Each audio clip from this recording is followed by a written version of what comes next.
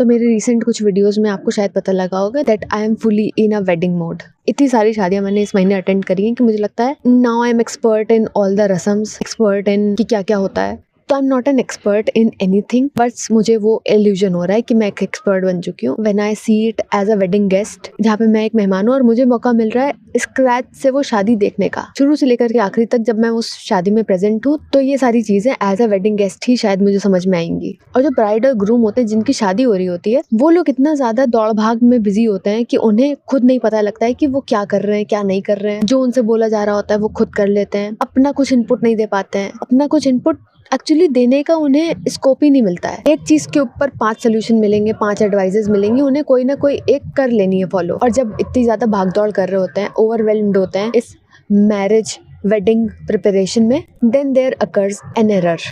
तभी वहाँ पे होती हैं उनसे छोटी मोटी गलतियाँ, और वो जो छोटे मोटे एरर्स होते हैं वो कभी कभी बहुत बड़ी बड़ी गलतियाँ भी बन जाती हैं। तो wedding guest point of view के साथ में हम उन्हीं फाइनेंशियल मिस्टेक्स के बारे में, जनरल मिस्टेक्स के बारे में बात करेंगे, कीपिंग इन माइंड कि सब कुछ शादी में उस वेडिंग के दौरान सब कुछ परफेक्ट नहीं हो सकता है। कुछ चीजें छूटेंगी भी और कुछ चीजें ऊपर नीचे होंगी भी। हर चीज परफेक्टली हो जाए वो नहीं होगा।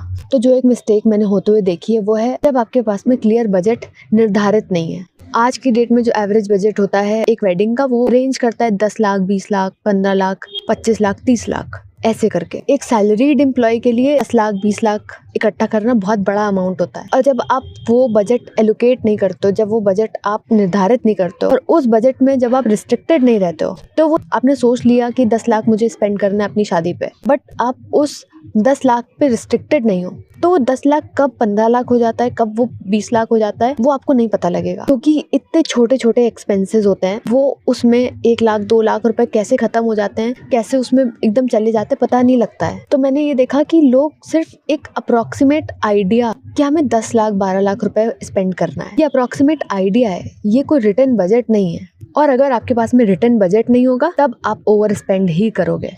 आपने 10 लाख सोचा तो ऐसा जरूरी नहीं है कि 10 लाख में वो सारे एक्सपेंसेस पूरे हो जाएंगे, आपकी शादी निपट जाएगी 10 लाख में। 10-20% ऊपर नीचे हो जाना वो नॉर्मल सी बात हो सकती है। 10-20% बफर रखना वो फ्लेक्सिबिलिटी हो सकती है, पर सीधे 50% का स्पाइक, 100% का स्पाइक, तो ये आपको फ्यूचर में फाइनेंशियली, इमोशनली, मेंटली हिला के रख सकता है। इसीलिए जरूरी होता है एक रिटर्न बजट तैयार करना। आप किसी भी स्टार्ट ऑफ सोसाइटी से आते हो, चाहे आपका बजट 10 लाख हो, 50 लाख हो, रिटर्न बजट होना कोई बुरी बात नहीं है। रिटर्न बजट होना कोई छोटी सोच, गरीबी की निशानी नहीं है, स्मार्टनेस की निशानी है। पर मुझे लगता है कि ये सारी चीजें एक्सेल शीट में होनी चाहिए, और हर एक एक्सपेंस को ट्रैक करना आपको पता होना चाहिए कि आपका एक एक रुपए कहाँ जा रहा है। अब पता नहीं ये मैं कर भी पाऊंगी कि नहीं कर पाऊंगी कभी, पर एक एक एक्सपेंस का ट्रैक आपके पास में होना चाहिए, या फिर ऐसे किसी इंसान के पास में होना चाहिए जिसके ऊपर आप विश्वास करते हो। अगर इमरजेंसी में आपने डिस्पोजेबल ग्लासेस का बंडल खरीदा है तो उसका भी ट्रैक आपके पास में होना चाहिए। और ऐसे ही लीकेजेस होते हैं। तो ये मे बी पॉइंट बहुत ही ज्यादा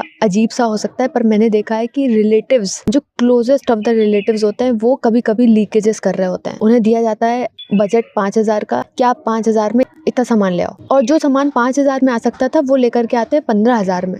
उस माहौल में 5,000 10,000 रुपए मायने नहीं रखता है, और दौड़ भाग में कोई ध्यान भी नहीं देता है, पर मायने रखता है, इतना अमाउंट भी मायने रखता है। तो इसीलिए हर एक्सपेंस को ट्रैक करना बहुत जरूरी होता है, क्योंकि मिडिल क्लास हाउस होल्ड में 10 लाख 15 लाख 20 लाख रुपए कोई आसान बात नहीं होती है। उस अमाउंट को इकट्ठा करने में भी उन्हें 10-15 साल लग जाते हैं। कभी कभी उन्होंने लोन्स लिए होते हैं, हाई इंटरेस्ट पे उन्होंने लोन्स लिए होते हैं, तो वहाँ पे हर छोटा एक्सपेंस मायने रखता है। कभी कभी जब एज हो जाती है लोगों की, कि जब वो 30 क्रॉस कर लेते हैं या फिर 32 क्रॉस कर लेते हैं, तो व्हाट दे डू इज कि उन्हें बहुत जल्दी हो जाती है शादी करने की। और जब उन्हें जल्दी रहती है शादी करने की, तब वो सही से बैकग्राउंड चेक नहीं करते हैं अपने पार्टनर्स का, अपने पार्टनर की फैमिलीज का, और जो भी सामने वाला नंबर रखता है कि हाँ जो ग्रूम है उसकी जो सैलरी है वो 60-70 हज़ार रुपए है, 1 लाख रुपए है मान लेते हैं। इस 1 लाख रुपए वाले नंबर से जो ब्राइट साइड होती है वो बहुत ज़्यादा इम्प्रेस हो जाती है, काइंड ऑफ, कि 1 लाख रुपए सैलरी है। तो कभी कभी क्या होता है कि 1 लाख रुपए सिर्फ एक प्राइमरी नंबर है,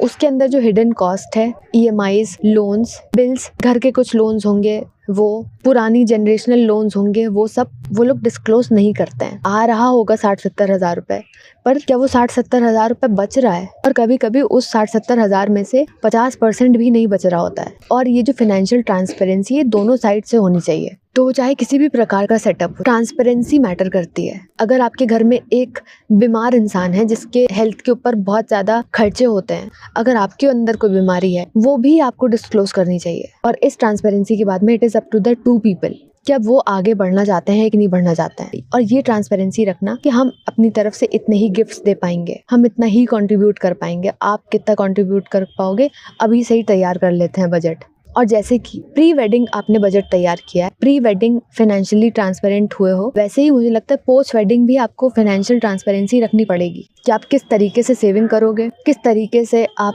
अपने एक्सपेंसेस को स्प्लिट करोगे और किस तरीके से आप अपने लिए फ्यूचर के इन्वेस्टमेंट्स करोगे। तो कौन किस चीज़ में इन्वेस्टमेंट करेगा, health insurance, term insurance, maternal insurance, इन सब में आप कैसे कंट्रीब्यूट करने वाले हो, जॉइंट अकाउंट में आप कैसे कंट्रीब्यूट करने वाले हो। मैंने पिछले वीडियो में शायद बात करी थी इस बारे में कि शादी के बाद में लोग बहुत ज़्यादा एंग्शियसनेस में घूमने लगते हैं, परेशान हो जाते हैं, क्योंकि उन्होंने बहुत सारी सेविंग्स अपनी शादी के दौरान ख़त्म कर दी होती हैं, एग्जॉस्ट कर दी होती हैं, उनका बजट हिल जाता है तो वो परेशान होने लगते हैं। तो उस वेडिंग एग्जॉशन को आप कैसे हैंडल करोगे पोस्ट वेडिंग, ये आपको समझना पड़ेगा। और जब आप लास्ट मिनट डिसीजंस लेते हो, अर्जेंट बुकिंग करते हो या फिर पैनिक बाइंग में पहुंच जाते हो, तो सबसे बड़ा लीकेज ये पैनिक बाइंग करती है।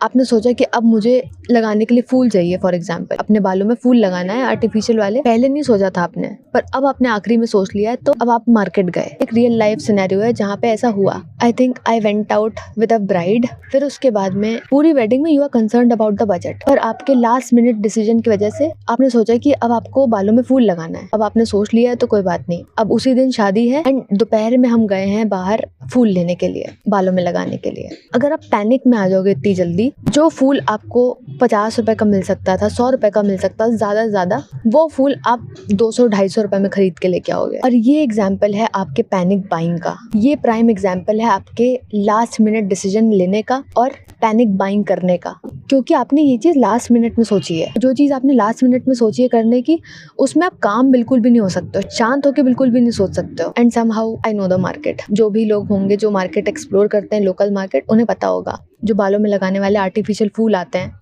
या रियल फूल भी आते हैं, तो वो 50-100 रुपए से ज़्यादा नहीं आते हैं। पर आप जब पैनिक मोड में हो तो आप 50-100 रुपए उससे बार्गेन करने का नहीं सोचोगे। अगर वो 200-250 रुपए बोल रहा है तो आप तुरंत उसको निकाल के दे दोगे। तो इस समय हम सोच लेते हैं कि हम छोटे छोटे खर्चे नहीं याद रखते, हम बड़े लोग हैं, हम इसको अमीरी समझ लेते हैं। और ये आपकी अमीरी की निशानी बिल्कुल भी नहीं है, ये आपके पैनिक होने की निशानी है। ये सिर्फ मैंने फूलों का एग्जाम्पल दिया है, ये किसी भी चीज़ के साथ में हो सकता है, चाहे वो हो सकता है आपके आउटफिट के साथ में हो जाए, और आउटफिट आपका इससे भी ज़्यादा कॉस्ट इंकर करेगा। और एक बार आउटफिट के केस में भी यही हुआ। जो आउटफिट शायद 10,000-12,000 रुपए में मिल रहा था एक लोकल मार्केट में, क्योंकि उन्होंने लास्ट मिनट परचेज किया, इसलिए उस आउटफिट के लिए उन्हें पे करना पड़ा था 40,000 रुपीज। क्योंकि जब हम पैनिक में होते हैं, लास्ट मिनट पैनिक में होते हैं, तब हमें कुछ नहीं समझ में आता है। जो सामने वाला बोल रहा है, जो नंबर सामने वाला बोल रहा है, ओके फाइन, पैसे दो और आउटफिट लो, क्योंकि उस समय हमारी प्रायोरिटी बन जाती है वो आउटफिट। और ये पैनिक बाइंग हो सकता है आपको किसी भी चीज में करनी पड़ सकती है। तो ये सब चीजें देख करके मुझे समझ में आया कि जरूरी होता है कि आप उस मोमेंट पे अपना कूल ना लूज करो,